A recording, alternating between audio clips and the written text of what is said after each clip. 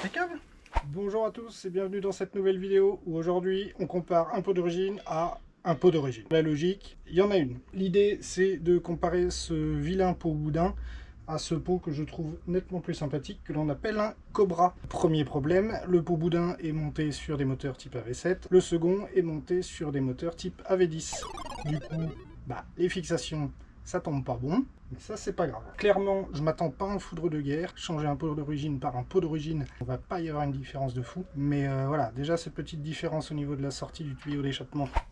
Là, ce qui me plaît, c'est que le diamètre de la sortie n'est pas le même sur celui-là. On est plutôt sur du diamètre 9, alors que là on est plutôt sur du diamètre 11. Qui dit plus gros diamètre, qui dit plus d'évacuation de gaz.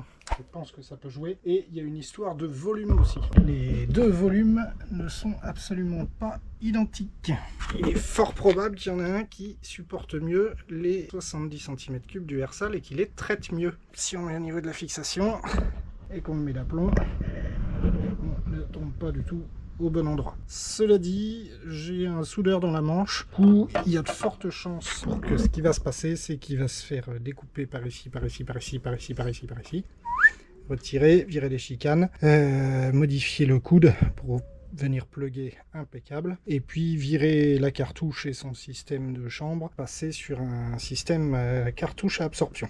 Donc il y a un peu de taf, c'est pas pour tout de suite. Je vais déjà commencer par les comparer tout d'origine, voir s'il y a un petit gain. Vraiment, s'il y a un gain non négligeable, que le bruit est très correct, il n'est pas exclu que je le laisse totalement d'origine, à part le coude bien sûr pour le raccorder. La question elle est vite répondue. J'y crois pas du tout. Premier test, on va se faire un essai au sonomètre. 82 décibels. La partie plate là on tourne à 82-83 décibels. Pour les tests de performance du pot boudin, évidemment on a déjà fait ça, on a déjà les chiffres, donc on va directement partir sur le montage avant d'aller faire un petit essai sur ma petite piste de tir. Allez, petit test. Est-ce que les pédales se passent bien? Ouais. Comme pour l'autre, on est bien sur un 82 décibels, 83 décibels, ça change rien du tout, c'est normal, c'est deux pots d'origine. Ce qui est clair, c'est que ça va être très compliqué d'aller rouler comme ça, il est quand même très incliné vers le bas.